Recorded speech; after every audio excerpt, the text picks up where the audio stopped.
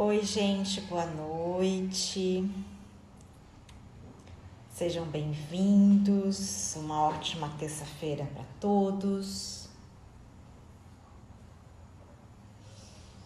Aguardando um pouquinho as pessoas entrarem. A gente tem uma convidada muito especial nessa terça-feira. Eu tô bem feliz de receber essa convidada que já tá aqui. Só tô aguardando um pouquinho as pessoas entrando, que o Insta deve estar convidando aí as pessoas, né? Falando um pouquinho sobre esse movimento, né? Que a gente tem feito nos últimos tempos, tá? Para quem está entrando pela primeira vez, eu sou Valéria Mauriz e a gente tem desde o começo do ano estado aqui nas terças-feiras com essas lives sobre movimento, Pilates, Gyrotonic e pelve em movimento, e o nosso tema normalmente é a questão de gestação e parto e puerpério. Mas o tema de hoje não vai ser esse. Nós estamos aqui com a Selma França,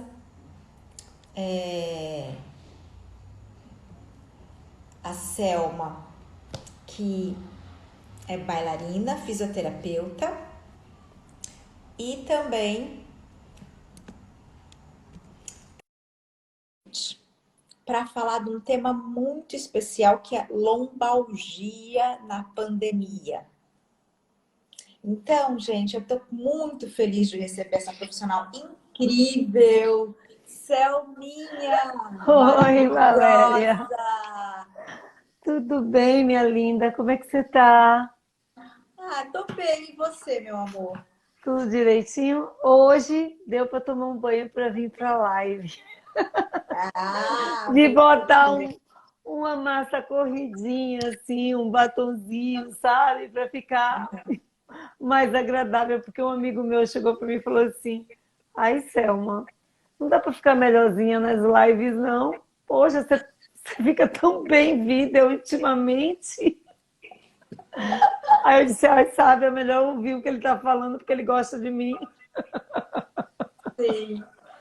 Porque muitas vezes a gente está na correria de aula, né, Selma? A gente está Sim, falando sim, muito que a gente sim, tá. sim. Parece que a gente está tranquilo, mas não tá, né? A gente está Não fazendo tá, milhões não. de coisas ao mesmo tempo. Eu sempre tenho entrado nas lives, eu não tenho tanta facilidade assim com vídeo, quanto eu tenho com foto, e quando eu estou dançando em cena, eu não tenho dificuldade com isso.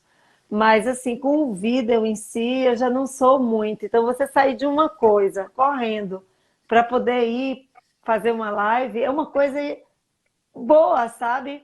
A gente sabe que é uma coisa boa, mas é, quando você acabou de dar uma aula, você está numa energia. Para poder entrar em uma outra coisa, é um processo. Mas, Valéria, eu quero te agradecer pelo convite. Como eu te falei na live que você fez lá no meu Instagram, eu te admiro muito como profissional, admiro muito o seu trabalho, a seriedade.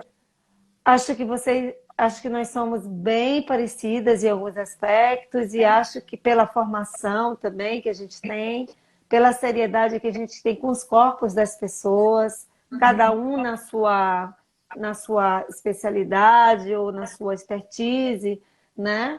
Se é que eu posso dizer que eu tenho alguma expertise também, porque eu acho que o que eu tenho são vários conhecimentos e eu pego um pouquinho de cada coisa e tenho essa habilidade com Pilates já, né? Há quase 30 anos, que foi meu primeiro roll-up, né? Meu primeiro rollover com a Alice Becker. Então, assim, eu acho que eu admiro muito você como profissional. Então, é um prazer enorme eu estar aqui Oh, para poder abraçar você, sabe? Assim, também, como eu fui abraçada lá. Tive esse querida, privilégio de ter você. não, a admiração é verdadeira, é recíproca, né? Porque eu também te admiro demais. ela tá falando tudo isso, gente. Essa mulher, ela trabalha com clínica de dor há muito tempo, é uma estudiosa, ela é uma guerreira que sempre ficou buscando saber cada vez mais. É uma mulher que veio pelo movimento Selma França, bailarina durante anos, veio assim, assim, pegou no Pilates quando foi introduzido no Brasil, né, Selma? Foi bem no início mesmo, quando o ali se trouxe com o repertório de Marie-José Blum. Então Uhum. eu era bailarina e eu fazia, né, esse repertório com ela lá, ela deu o curso pra gente, né? E depois disso, o Brent veio em 1998, quando o Brent Anderson veio, que ele trouxe o Pilates clínico, que é dessa linha da Eve Gentry, né? Que é essa linha mais da reabilitação. Quando ele trouxe para cá, foi uma loucura na cabeça da gente, porque nós éramos, na verdade, a gente tinha que pensar muito como fisioterapeuta, e foi um processo bem difícil, assim, ter que entrar nesse Pilates para clínico, né, entender mais ou menos. E o pior e o melhor de tudo foi ter iniciado essa educação em Pilates pela Fisiopilates Polestar em 2000, né? Então eu formei muitas pessoas hoje que são grandes profissionais. Eu não, a empresa, né? E eu no meio também, que hoje são grandes profissionais do Brasil, que eu tenho o maior orgulho, que têm seus cursos de formação, sabe? Que são pessoas boas, assim, sabe? E foi muito bom, é uma experiência muito boa você ver o crescimento de alguém, sabe? Acompanhar. É muito rico isso, muito poderoso. Pois é, eu tava pensando nisso hoje, né, Selma? A gente que é educadora, porque Selma é educadora da Polistar, gente. Para quem tá vendo Selma pela primeira vez, Selma é uma mulher incrível, assim, de uma potência maravilhosa, uma linda. Ela move muito bem, mas ela não se conteve com se mover muito bem. Ela foi estudar a fundo, foi trabalhar na clínica de dor, né, Selma? Você ficou tempo Sim, estagiando. eu fui, na verdade, eu era bailarina, né? E aí estava com Pilates, fazendo a minha formação, e ainda chegou o Brent, chegou o Dr. Durval Crachete, que fez um convite a Alice Becker, né? E aí ele fez um convite para Alice montar lá no ambulatório de dor crônica, um estúdio de Pilates. E aí, Alice, na realidade, ainda no início, antes de montar o estúdio, ela me chamou para participar da equipe multidisciplinar. Então, era aquela equipe multidisciplinar que tinha psicólogo, nutricionista, neurologista, psiquiatra, dança-terapeuta, pilates, RPGistas, todos aqueles profissionais, o pessoal de disfunção de ATM, todos estavam ali no HC, trabalhando na uma equipe multidisciplinar, trabalhando interdisciplinarmente para cuidar do paciente. Ou seja, a gente já tinha essa visão biopsicossocial. Durval Crachete trouxe isso para a gente. Aí, depois de um tempo, eu quis fazer a pós-graduação em clínica de dor, que é pela Universidade Unifax aqui. E aí, ele trouxe as pessoas de lá da USP para cá, né? Aquelas pessoas que, por exemplo, eu peguei psiquiatria da dor, psicologia da dor, cefaleas e síndromes correlatas, fisiopatologia da dor. Então, foram quase 2 anos fazendo essa pós-graduação, né? E era uma semana assim, de um mergulho bem profundo com esses profissionais que eram médicos. Poxa, foi um processo. Mas eu consegui fechar isso bem e aí tive pós-graduação em clínica de dor, né? E nós montamos no Hospital das Clínicas, quer dizer, Alice, junto com eu, Helena Matias e Jorge Oliveira, montamos o primeiro estúdio dentro do hospital. Eu acho que foi lá mesmo que foi a experiência mais assim marcante para mim, sabe? Na prática clínica mesmo, porque ali você viu o paciente mesmo crônico, sabe? Paciente crônico que ele dizia assim, poxa, eu tenho dor aqui, que caminha para cá, que vai para cá. E você diz assim, poxa, mas você tem lesão aonde? Ah, eu tive há 3 anos atrás eu só levei uma queda e bati o meu joelho e essa dor agora ficou, mas eu não, as pessoas olham, eu não tenho nada em joelho. Os exames de imagem aparecem, não tenho nada no joelho, mas eu sinto a dor.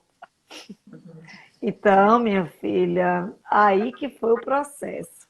E lidar com todas as perdas que essas pessoas têm quando elas têm dor, porque elas acabam ficando dependentes, elas acabam não ficam dependentes dos filhos, até para pegar uma água às vezes, sabe?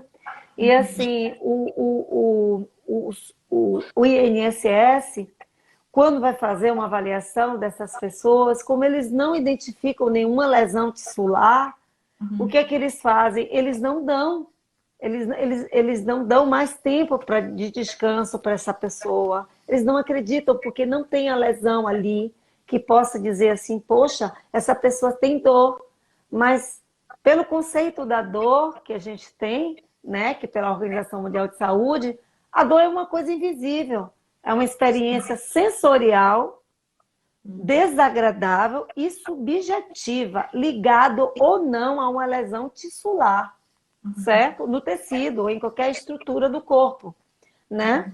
Então, assim, a dor ela não está ligada a um fato que aconteça. E por isso que eu hoje estou aqui para falar um pouco para as pessoas que estão aí, né, do outro lado. Eu queria muito poder falar para as pessoas que não são profissionais, sabe? De profissionais como nós somos, porque assim, as lives que acontecem são de profissional para profissional, nos termos que não chegam ao entendimento da pessoa que está em casa, que realmente precisa entender. Então, às vezes, ela ouve aquele termo e aquela não consegue interpretar, interpreta de uma forma que não ajuda ela em nada, né? Acaba não ajudando ela em nada, aquela informação, porque é uma informação científica. Sim. E é isso, né, Selma, que a gente vê, porque a gente está, assim, a Selminha falou, Valéria, eu quero falar muito sobre dor lombar durante a pandemia, porque ela tem toda essa expertise, sabe, toda essa experiência em dor crônica, né? E assim, quando a gente fala de dor lombar, né, que é uma das coisas que a gente mais fala dentro do ambiente do Pilates, né? Por que a gente fala tanto de dor lombar e dor lombar no mundo, né, Selma? Na verdade, a dor lombar ela é considerada uma epidemia. Eu estou falando antes do Covid. Depois do Covid agora eu já nem sei. Mas não quero assustar as pessoas. Porque eu acho que o estresse, a gente já sabe que o tecido conjuntivo ele se retrai, né, com o estresse. Isso provoca mais dor, provoca densificação, provoca problemas das dinâmicas do fluido do corpo da gente.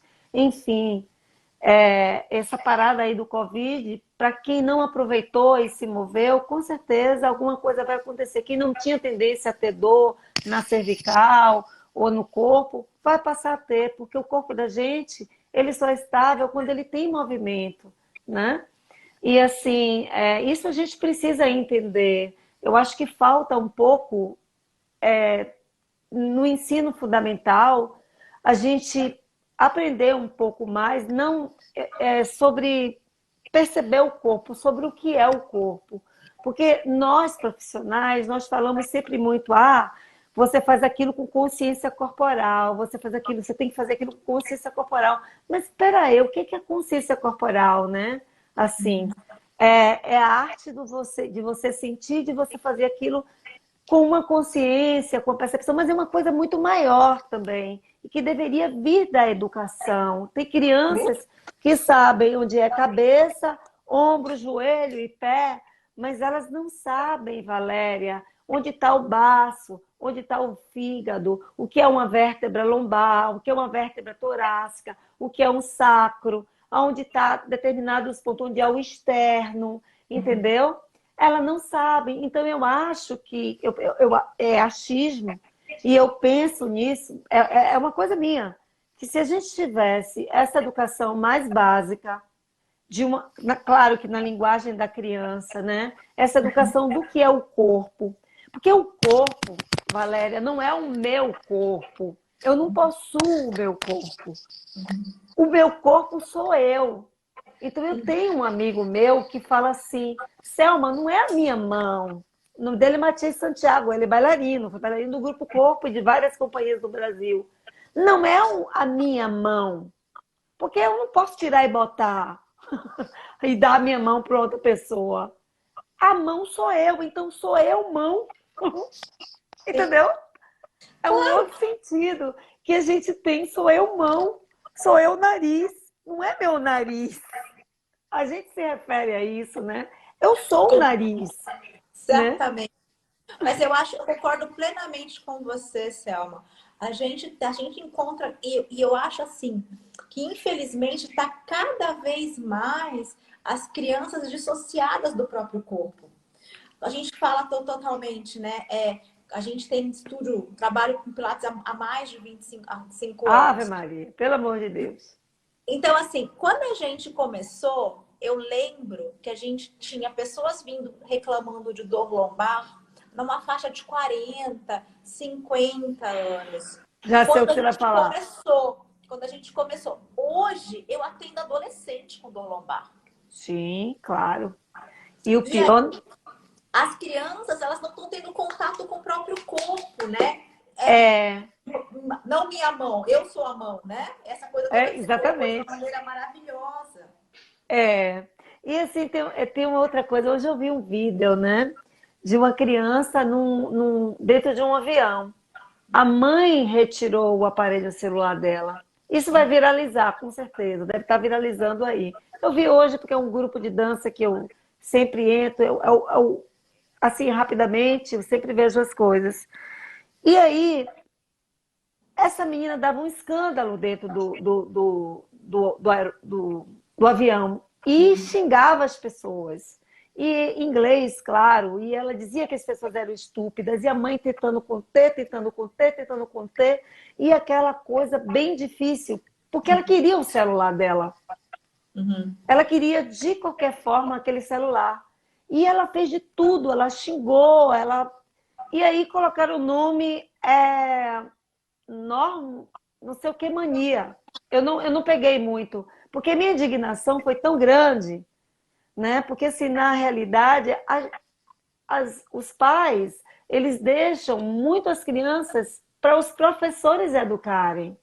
E na realidade, a educação ela é doméstica. Claro que a escola tem um papel muito importante, mas assim, tomar o celular na mão da criança e dizer assim, olha, você só vai ver isso aqui quando você tiver condição de tocar nisso aqui, para se comunicar direito com as pessoas. Porque o que acontece? As pessoas sabem lidar mais com a máquina do que com... A gente está numa geração que vem aí que tem mais contato com a internet, com a máquina, do que com pessoas. Né? Ou seja, as pessoas parecem que viraram ficção. Entende?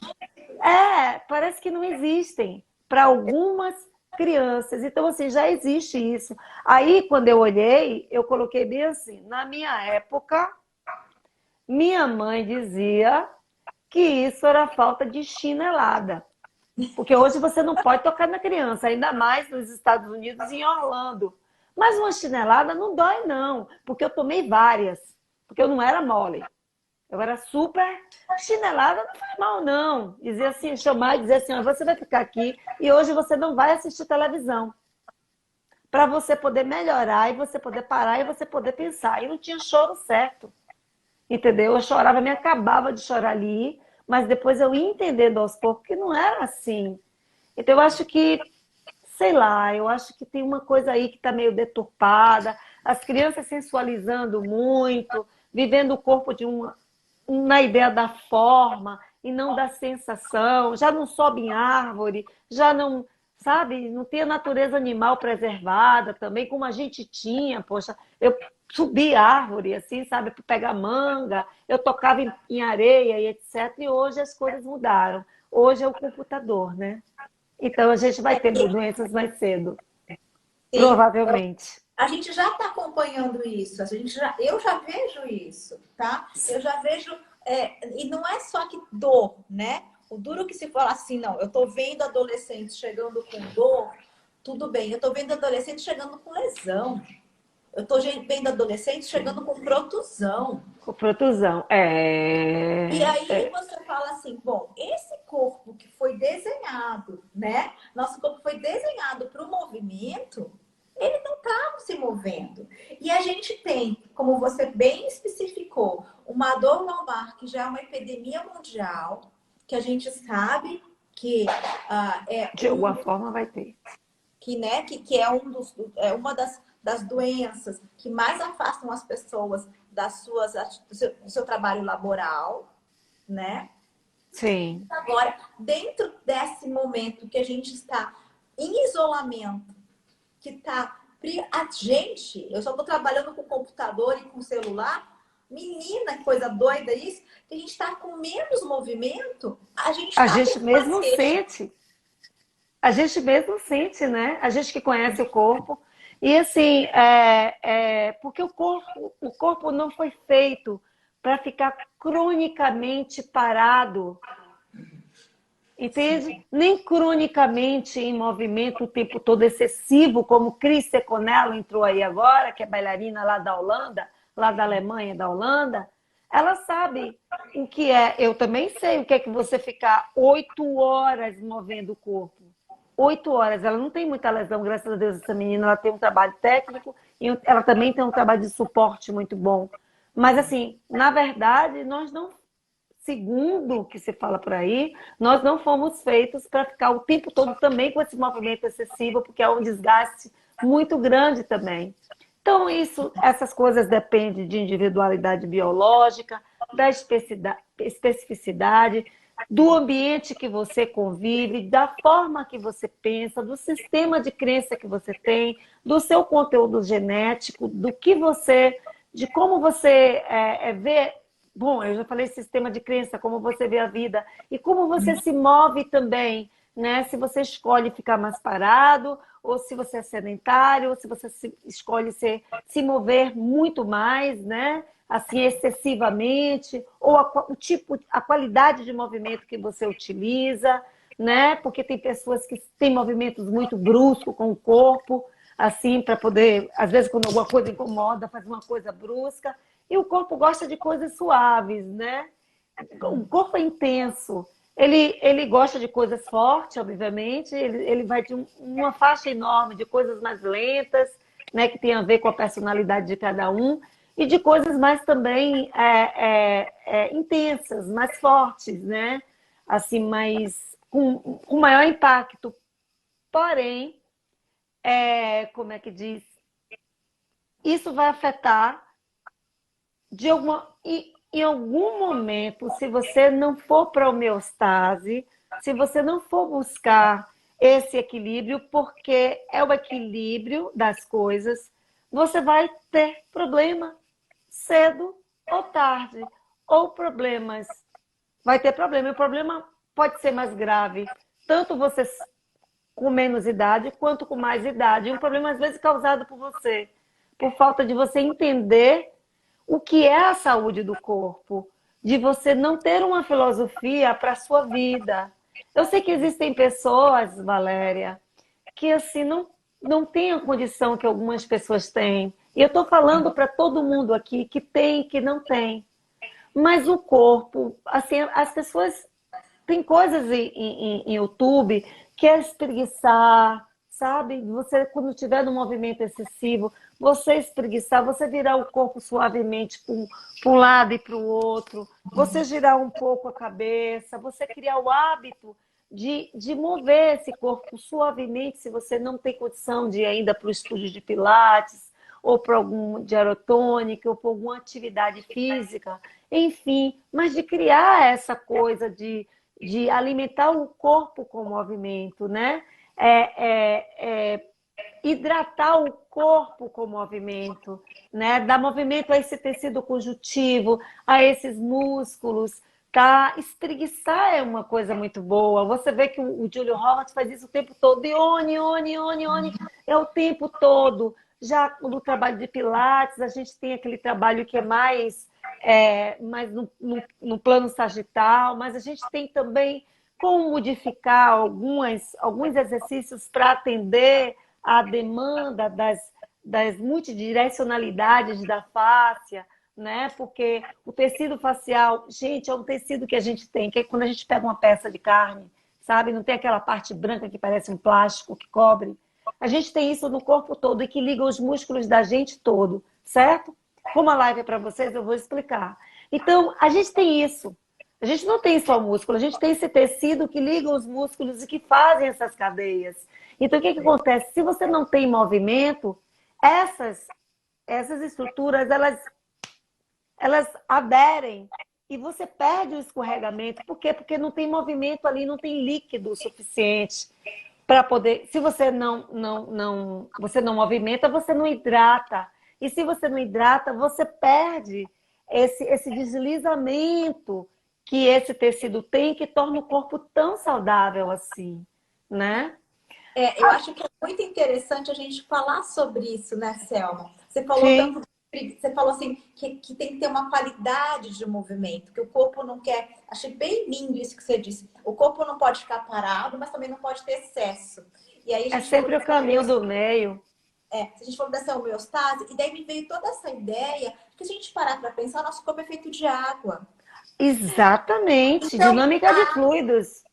então a água tem essa qualidade, né? Receptiva Isso, e isso. que cria esse movimento de deslizamento. Eu tive um professor do método Soyer, que é um método de manipulação articular, Sim, e ele falou uma coisa que eu não esqueço jamais. A gente está falando aqui sobre o movimento. Ele fala, gente, olha só, a gente não escova o dente todo dia para a gente não ter cárie. exatamente. Eu já Aí, saquei. para não ter cárie, a gente vai todo dia, escova o dente de manhã, escova depois. Se a gente faz isso, é uma profilaxia para a gente não ter cárie. Para a gente não ter Sim, artrose, a gente tem que fazer a mesma coisa. A gente tem que ter movimento suave diariamente como preventivo para não ter uma artrose nessa coluna. exatamente, E essa frase exatamente. fica bem para mim. Então, eu acho que quando a gente está falando dessa consciência corporal, dessa qualidade de movimento, independente se você tem uma condição financeira, mas que você tem esse autocuidado, né, Selma? Sim, sim, sim, com certeza, Valéria. Com certeza, esse autocuidado. É, a gente no postar fala assim, movimentos suaves e gentis. E a gente, nós seres humanos, quando a gente acorda, né? Se você acorda um pouco, se você tem que acordar às 6h30 e se você acorda às 6h20, você pega 10 minutos para você se espreguiçar, poxa, você já está preparando o seu corpo, sabe? E se você trabalha sentado, como nós estamos trabalhando, né? Ultimamente, online, poxa, será que não dá para dar uma parada, sabe? E uma pausa, é uma pausa. Você agora está trabalhando em home office, então você está em casa. Então, vamos fazer o seguinte, vamos respirar para expandir o pulmão, sabe? Porque você já dá movimento às suas vértebras, você já se conecta mais, tá? Porque a internet dispersa muito, pelo menos comigo dispersa, né? Então, respirar um pouco, mover um pouco o braço, subir os ombros, olhar para trás um pouco, olhar para um lado devagarinho um pouco. Deixa para essas atividades mais bruscas quando você estiver próximo de um profissional e ele estiver ou ele estiver você estiver com um profissional e ele estiver dirigindo o que você tem que fazer, né? Que ele já fez uma avaliação, enfim, então acha que você pode fazer aquilo, aquela coisa mais brusca, mais, né? Que também é importante, né? É importante esses movimentos de descarga, enfim, mas eles não precisam necessariamente serem movimentos bruscos, mas eu falo que existem técnicas que você tem, que você usa agilidade, que você usa... Não é agora que você vai fazer isso dentro de casa, se você não tem um trabalho preparatório, né? Mas, enfim, a gente estava falando meio de dor lombar e eu vou meio que entrar agora no assunto. de dor lombar. Porque Tá. senão a gente não vai conseguir falar sobre algumas coisas, assim, né? Das características da dor lombar. É coisa pouca, é uma hora só. É para vocês prestarem bem atenção, galera, aí, que eu e Valéria a gente possivelmente venha falar, que chame a atenção de vocês, e o que vocês não entenderem, vocês podem perguntar. Mas, assim, a dor lombar, ela, como eu tinha conceituado a dor antes, né? A dor, na verdade, ela é invisível, uma sensação desagradável, né? Subjetiva, e que, no caso da dor lombar, ela é localizada depois da coluna torácica, tá? Abaixo da coluna torácica, entre a coluna torácica e o sacro. Nessa região daí é onde as pessoas sentem a chamada lombalgia, que é a dor lombar. E por que ela é tão importante assim? Porque ela é quase uma epidemia, um problema de saúde pública, certo? Algumas pessoas atribuem esse problema de saúde pública à Revolução Industrial, ao início da Revolução Industrial, que viram que as pessoas, quando elas ficavam sentadas, né, elas produziam mais. Lembra daquele filme Tempos Modernos, que o cara ficava em pé e etc? Então, assim, para as pessoas poderem descansar e poderem ser mais produtivas, tá? Então, aí tem essa coisa relacionado à Revolução Industrial, aí tem várias linhas que falam que depois que da evolução, que quando você era quadrúpede, que nós éramos quadrúpedes, e quando a gente assumiu essa posição bípede, a gente ficou num espaço muito grande entre a costela e a gente não tem osso nessa área, entre a costela e até a púbis, né, o osso da púbis, a gente só tem músculo. O centro de gravidade daí também já tem uma hiperlordose que projeta a pelve da gente, uma lordose que projeta a, os abdominais da gente, que são preguiçosos, enfim. Mas o que acontece é que ela tem gerado muitos prejuízos à indústria e ao comércio, né? E assim, esses prejuízos que a dor lombar ela causa prejuízos também que as pessoas acabam se aposentando. Ela é a segunda maior causa de aposentadoria nos Estados Unidos, depois da cefaleia, tá? Ela também incapacita, e esse fato dela incapacitar, né, o fato de gerar essa incapacidade faz com que o indivíduo ele possa deprimir, né? A dor, ela também lombar está associada, quando tem incapacidade, associada à ansiedade e associada, a dor a dor lombar que incapacita, ela já é associada à ansiedade e à depressão, e por isso que ela é multifatorial, né? Ela também está ligada ao estresse, está ligada ao sedentarismo, ela está ligada ao excesso de movimento, ela está ligada ao estilo de vida da gente. Então, assim, o estilo da vida de todos nós, nós estamos precisando de filosofia de vida, né? Para guiar a gente nessa disciplina. E essa disciplina requer, como você falou aí, beber água, se hidratar, comer no horário correto, dormir 8 horas por dia ou 7 horas por dia, ter o descanso, aquela coisa que Joseph Pilates falava, né? Equilíbrio entre lazer, descanso e trabalho, tá?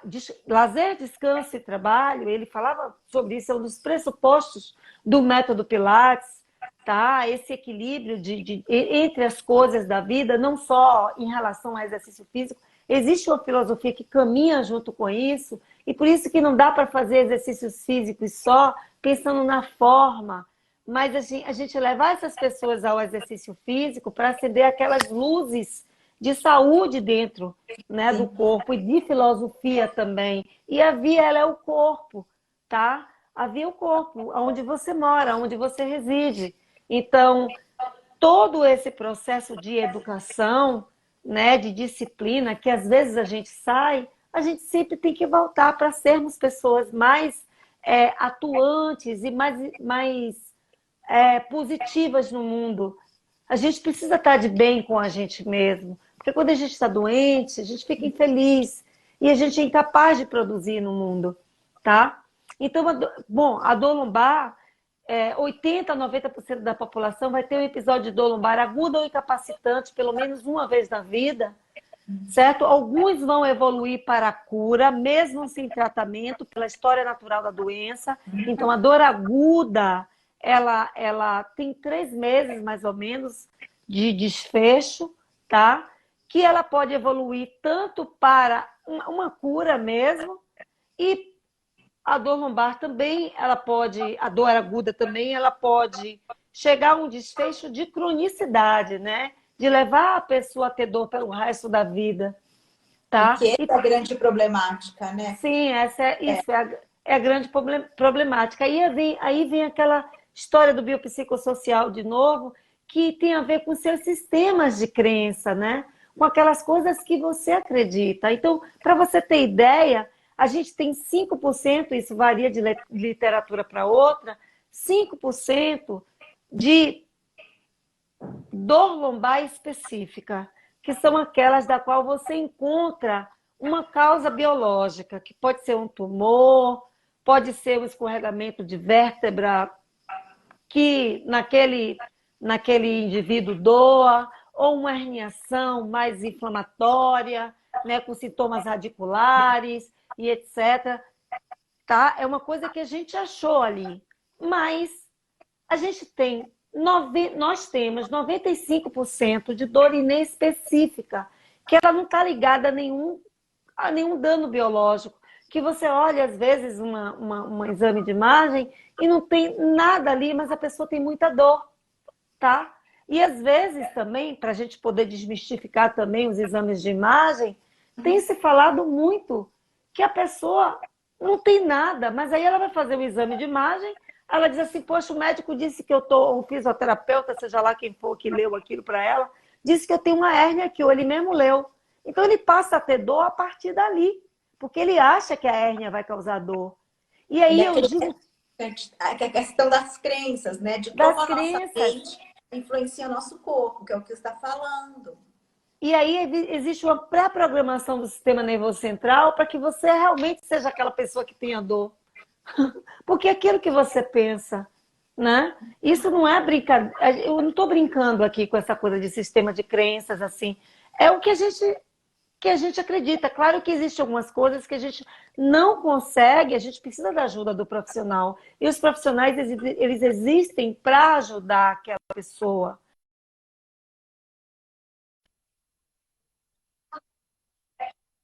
Busca ajuda de profissional. Quando você não puder lidar com aquilo, ou quando você não acreditar que você pode ficar boa, porque todos nós temos nossos mecanismos regulatórios. E nem sempre as técnicas que você faz, elas vão atender, por exemplo, Pilates, que é uma coisa que eu acho linda, que eu acredito pra caramba, certo? Eu tenho uma experiência imensa com Pilates. Ele é poderosíssimo. Tem a história do Powerhouse, tem a história de você fortalecer o assoalho pélvico, o transverso abdominal, aquelas pesquisas todas que mudaram o tratamento da coluna, a distribuição de forças da coluna, que a gente sempre fala, né, que a coluna tem 24 segmentos móveis e que você tem que, mais ou menos, mover equilibradamente aqueles 24 segmentos móveis. Então, assim, a gente tem tudo isso dentro do método Pilates, mas ele pode, alguns tipos, algumas linhas de Pilates, pode não atender a uma pessoa que tem dor lombar, né? Assim, quando a gente também... É muito difícil, Valéria, para mim, eu acho muito feio fazer uma propaganda afirmando que eu vou passar um exercício ou 2 ou 10, que vai atender a todo mundo. Porque não vai. Porque até hoje, Valéria, a gente não conseguiu um protocolo de dor lombar. E a ciência diz, na verdade, que assim, não existe um tipo de exercício específico. Ela não indica Pilates, ela não indica. Quem indica é a gente, que a gente sabe como desmembrar os exercícios para atender aquela pessoa. E voltando a essa história do Powerhouse, desculpe eu não estar deixando você falar, agora só para não perder minha linha de pensamento, aquela história de Powerhouse, tudo bem quando algumas pessoas vão precisar disso, né? Desse assoalho pélvico ativado, mas não rígido. Então, assim, não é rigidez. Rigidez não é sinônimo de força. Isso, o assoalho pélvico é dinâmico. Tudo que a gente tem no corpo abre e fecha, tem esse movimento. Deve ter líquido, deve ter hidratação, deve ter movimento. E assim, se abdominal muito rígido fosse sinal hipertônico, fosse sinal de proteger a coluna, a gente não tinha as barrigas de tanquinho com dor lombar. E é o que eu mais recebo, sabe? Então, Com assim, certeza. é equilíbrio do corpo todo. Aí vem a Liz Stolze que diz assim, não adianta você fortalecer o músculo e você não integrar esse músculo a uma tarefa. E o músculo também não age sozinho, porque eu tenho um tecido conjuntivo, porque tem a cadeia que eu acabei de explicar a vocês aí agora. Então, só para falar do powerhouse, gente, é o assoalho pélvico, né? Junto com o transverso abdominal, que é uma musculatura expiratória, tá? São musculaturas expiratórias que fazem parte da expiração, mas outros tipos de músculos, que são os abdominais mais superficiais, e claro, também os músculos das costas, que fazem também essa ativação, tá? Então, eu poderia dizer que só Pilates é isso, mas para algumas pessoas, cada caso é um caso. Algumas pessoas vai ser andar de bicicleta, outras pessoas vão ser jogar vôlei, outras pessoas vão ser o gyrokinesis, que é maravilhoso, incrível, outras pessoas vai ser o gyrotone, que não vai dar o gyrokinesis, porque já precisa do apoio do equipamento, né, ali, enfim, já precisa daquela tração, daquela coisa, daquelas polias, né? Então, o que eu acho é que o profissional, ele precisa estar habilitado para saber em que estágio da situação, que eu não vou chamar de doença, de situação, de dor lombar, a pessoa está. Porque se ela tiver em estágio agudo, talvez nem para a mão da gente ela possa vir. Ela tem que ir Sim. realmente ir para o médico. Ela tem que, sabe, é bandeira vermelha isso aí. É o red flag que a gente chama, não vem para a mão da gente. E aí, a gente vai ativar em outro, vai atuar em outro momento.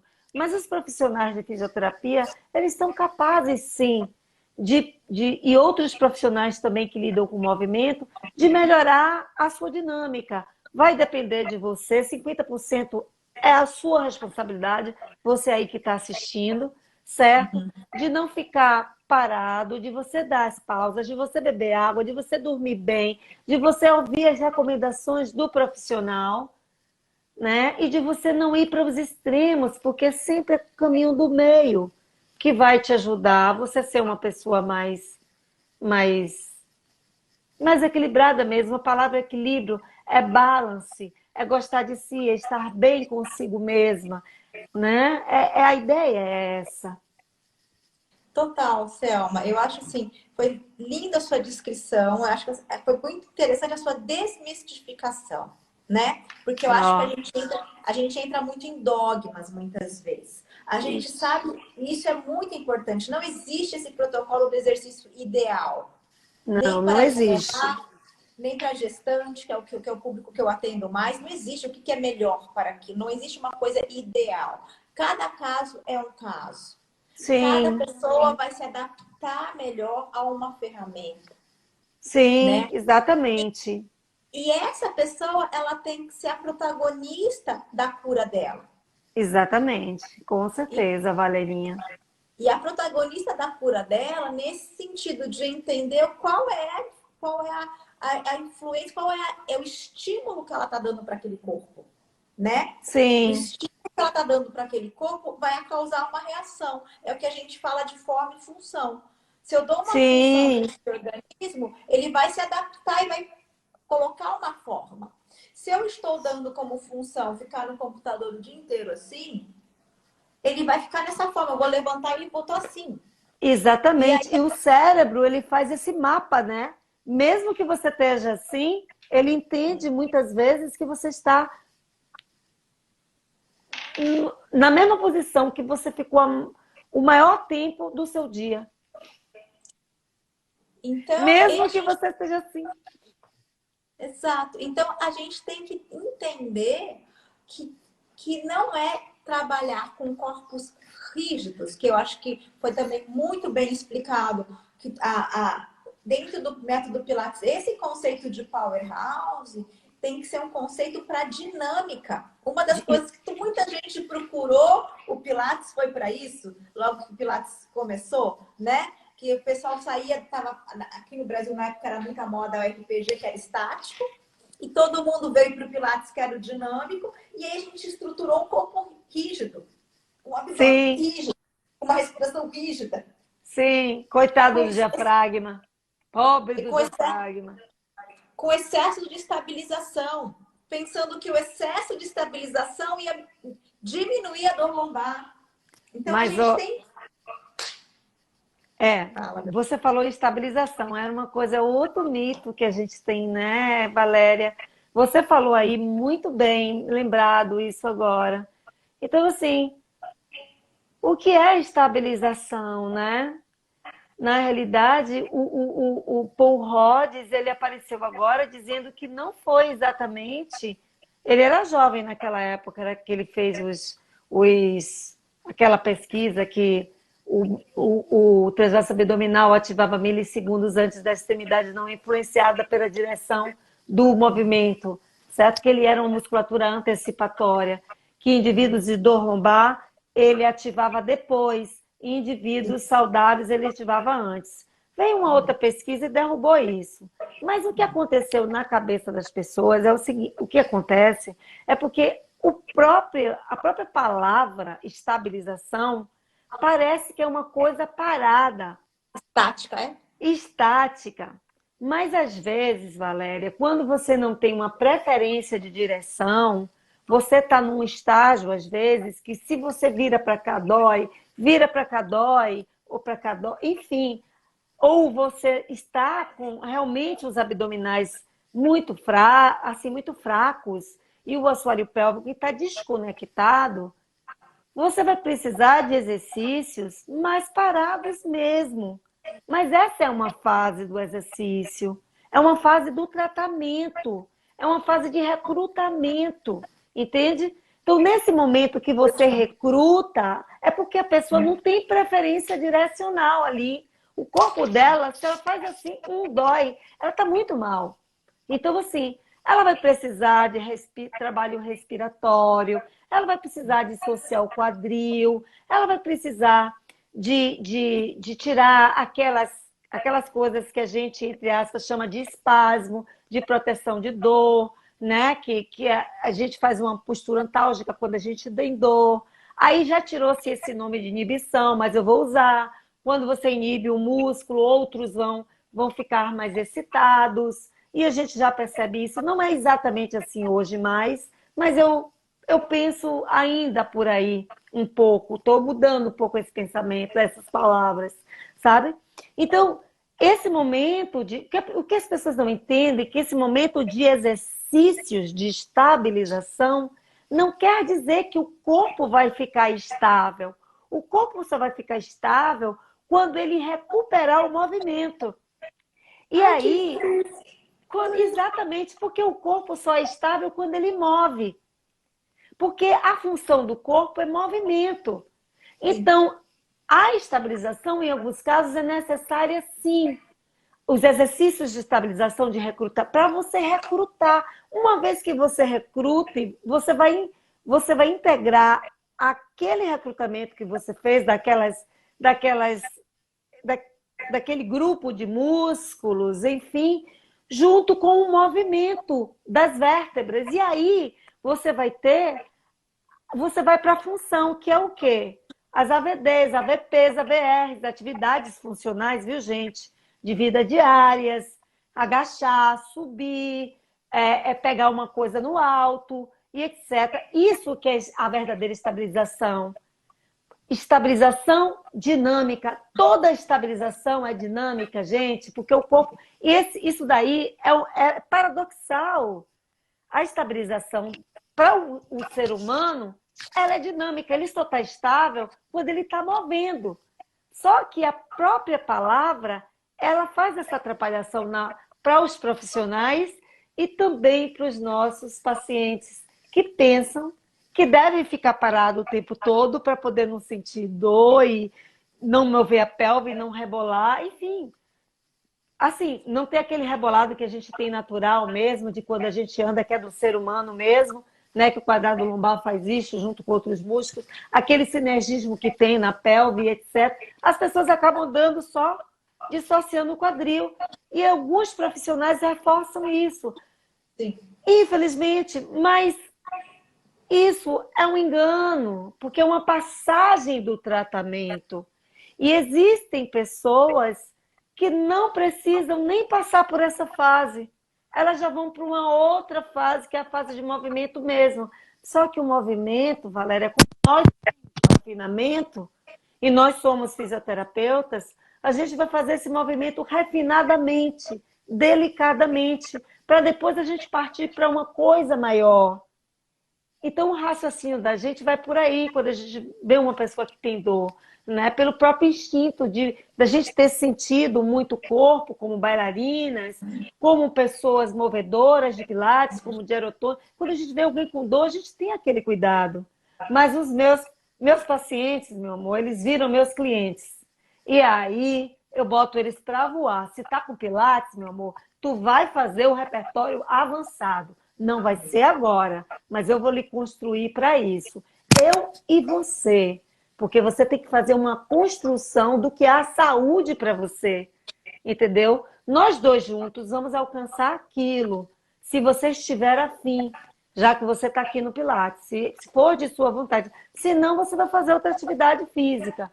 Agora, eu vou tentar fazer, porque depende muito do profissional. Não basta ser Pilates.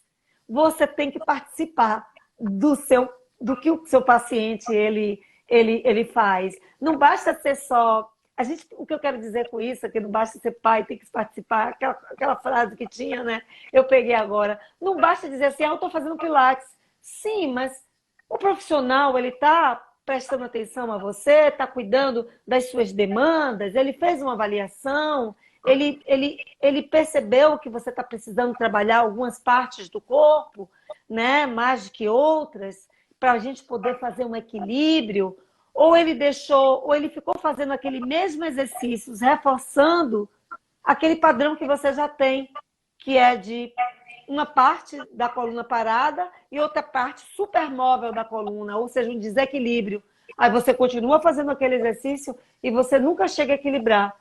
Por quê? Porque você não trabalhou detalhadamente, você não criou os espaços, a amplitude, porque esse trabalho de Pilates é um trabalho de expansão do corpo, de expansão de consciência. Eu sinto muito os puristas e as pessoas que pensam que é a forma, mas existe uma filosofia dentro disso. E a filosofia dentro disso é de respeito ao corpo do outro e a construção desse trabalho. Então, você que está aí, que não é profissional de Pilates, que me vê de pendurada em algum equipamento, fazendo uma acrobacia ou levantando a minha perna até aqui, saiba que eu tive uma construção para fazer isso. Uma construção para eu me proteger. E que para isso, se você quer fazer isso, não chegue logo chegando, não. Chegue devagar. E aí você vai... Esse devagar, essa construção que você está fazendo, pode te levar muito longe e muito pouco tempo. Porque os princípios de organização biomecânica, quando você já organiza uma pessoa, né, no método Pilates, você já tem um ganho de força, um ganho de... Só pela organização da estrutura, você já tem um ganho de força, um ganho de mobilidade, você já melhora a sua postura. Enfim, eu vou falar de postura daqui a pouco, bem rapidamente, mas eu não estou falando só que é Pilates, entendeu? Eu estou falando Pilates porque é uma coisa que eu conheço, estou dando um exemplo. Mas outros métodos também é a construção. Você não chega logo pulando, tu vai construindo devagarinho. Eu acho que é o entendimento disso, né, Selma? A gente fala da estabilidade dinâmica. Então, assim, da individualidade, né, de cada pessoa que chega. E como que você vai construir com essa pessoa essa progressão nesse tratamento no momento que você está atendendo esse paciente, que eu achei bem bacana como você colocou. Você está atendendo esse paciente que veio com uma queixa de dor lombar e que depois ele não é mais um paciente, ele é um cliente, porque ele já está trabalhando em termos de possibilidades, Ele não tem mais dor. habilidades motoras que podem levar ele para o esporte, que podem levar ele para um desafio, né? Então, em tudo nisso, a gente vai progredir. E é isso que eu acho que falta. Eu acho que a gente está num momento muito delicado, porque a gente tem tanta informação, mas a gente não tem conhecimento. Sim, exatamente. Então, assim, informação é uma coisa, daí eu pego aquele dogma, não, então eu tenho que contrair meu abdômen o tempo inteiro. Isso é uma informação, né? Isso é uma informação. A É outra coisa informação. é o conhecimento. Como que eu vou estar entendendo se eu não estou tornando esse abdômen rígido? Como que esse abdômen tem que funcionar a nível de pulsação com esse diafragma, porque ele está trabalhando, ele é um músculo respiratório. Sim. Como que está essa organização dessa coluna e dessa pelve, para eu poder fazer essa globalidade e conseguir atingir meu objetivo passo a passo e com comprometimento do indivíduo que está sendo tratado. Porque uma vez, eu tive, logo que eu comecei a dar aula, agora fazendo um bochicho, nosso tempo está voando. Que horas são? Tem 3 minutos de acabar. Não acredito. Pois é. Mas fazendo só uma fofoca aqui. Logo que eu comecei a trabalhar, eu atendi um senhor, que era um senhorzinho de cabelinho bem branco. E eu estava explicando alguma coisa para ele, e ele virou para mim e falou, Valéria, metade do serviço é seu, mas metade é meu. E eu não quero que você saiba, que você me explique o que você está fazendo. Porque eu confio em você. Agora, quem tem que fazer direito sou eu.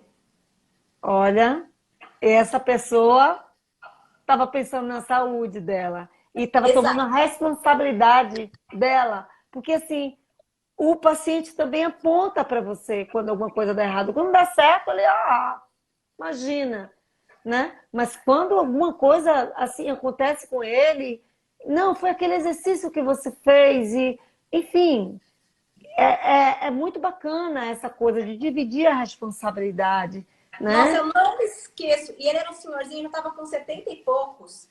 Cabelinho branquinho, todinho. Um querido, um querido. Mas, meu amor, nós temos 2 minutos. A gente tem tanto tópico, eu nem sei o que a gente pode falar. Porque o tópico era para falar sobre a dor lombar no contexto do Covid. Não, mas eu acho que a gente falou, assim. Eu acho, a Valéria, é o seguinte, que as pessoas que estão em casa, né, nesse momento agora, que elas estão no sofá o tempo todo, ou estão em home office, elas procurem levantar, se espreguiçar, beber água, mover. Se tiver necessidade de procurar alguém online, procura um profissional online, procura saber qual é a especialidade desse profissional e move, porque nós somos animais, a gente tem uma musculatura, a gente tem também um movimento animal. Nós temos a natural. A movimentação natural também nutre, é o que mais nutre. Porque você não passa o dia inteiro fazendo aula de pilates, entende? Não. Você não passa o tempo inteiro fazendo aula de aeroquinese nem de aerotônica, isso é apenas um momento do seu dia. Você vai nutrir com as suas a gente vai nutrir com as suas atividades de dia a dia, com o seu espreguiçar, com o seu equilíbrio, sabe? De movimento, de alimentação, de nutrição, de água no organismo, de respiração, de parar de sentir. Eu não sou dessas coisas de meditação, não gosto de parar de respirar. Eu digo, meu amigo, se você pensa dessa forma, da respiração, é a primeira coisa que quando você sai da barriga da mamãe, você faz isso, ó. E a primeira coisa quando você vai embora, você faz... Ou seja, não existe pessoa viva que não respire. Sim. Então, só de parar, de respirar, de fazer a atividade equilibradamente e perceber o seu corpo e querer saúde para si, já é muita coisa. Então, você que está parado aí, achando que isso aqui é a postura correta, parado no computador, que essa é a postura correta, esquece isso. Vai mover o corpo um pouco, vai sentir o corpo um pouco, vai dançar um pouquinho, bota uma música, vai criar suba os ombros, desce os ombros, baixa a cabeça, suba a cabeça, respire. E vamos nessa, e vamos afastar essa coisa da dor por inatividade, tá? Gente, tava maravilhosa a live aqui com a Selma França. Passou muito rápido, acabou. E eu tô só entrando de novo pra gente se despedir aqui. E quem perdeu, volta lá no nosso canal, que já tá, eu já deixei aí salva. Nós falamos sobre movimento, sobre dor lombar e sobre dor crônica, sobre a importância do movimento nesse momento da pandemia. Foi uma live maravilhosa, a Selminha tá aqui de novo. Aguardando ela para entrar.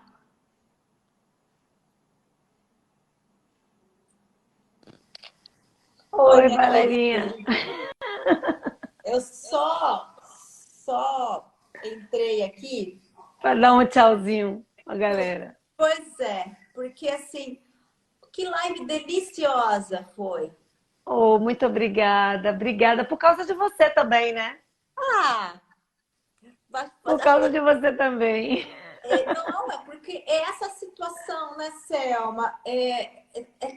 A gente, o que eu tenho sentido muito nas lives, e que isso me deixa muito feliz, que as pessoas estão com tanto conteúdo, né?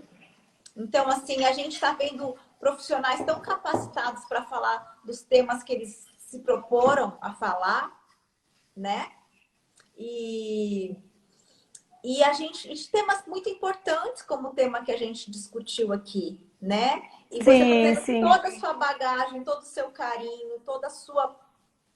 Foi linda essa live. Quem perdeu... Obrigada, Valéria. Eu acho, assim, que os profissionais, às vezes, fazem as lives para os profissionais, né? E, assim, eu acho importante, né, essa coisa, mas eu, normalmente, quando eu convido alguém para lá para o meu Instagram, para as lives, eu sempre convido para a pessoa falar, sabe? Porque, assim, imagina, você convida... Às vezes eu deixo a pessoa fluindo no que ela quer dizer, nem faço mais pergunta, porque a pessoa já está indo. Então, eu tenho certeza, amanhã tem Brent Anderson, e assim, eu tenho quase certeza que vai chegar um momento que ele vai falar tanto que eu não vou nem mais não vou fazer pergunta nenhuma para ele. Porque tem pessoas que realmente fluem como foi no seu caso, né? Que às vezes você corta a pessoa de falar alguma coisa e a pessoa tem aquela coisa tão importante para dizer, né? Às vezes, se você não interromper. Então, é isso. Mas muito obrigada, adorei. Eu espero que as pessoas se cuidem, né? E que elas gostem mais de si. Agora, nesse momento de pandemia, mas que a gente está meio com o pé fora e agora quase saindo, né? Mas não sabe o que vai acontecer, enfim. Mas eu espero que elas tomem consciência de querer ficar saudável, né? É isso. Exatamente isso. Assim, e que elas percebam a importância do mover. Do mover, do movimento, exatamente. Então, essa estabilidade, senão elas não vão conseguir ser pessoas estáveis. Então, eu acho assim... Elas não vão pensar. Se elas não se moverem, elas não vão ser estáveis. Então, eu acho assim que está o momento das pessoas entenderem o que é o autocuidado e a importância do movimento. Sim. E movimento é tudo que a gente precisa, é o que a gente faz. Ninguém foi feito para ficar parado. Não. Então é isso, gente. Um beijo. Obrigadíssima, Selma. Muito obrigada por tudo. Obrigada, Valéria. Deixa eu Beijão, muito tentar tirar uma obrigada. foto aqui nossa. Peraí. Tá só. Pronto. Vou colocar no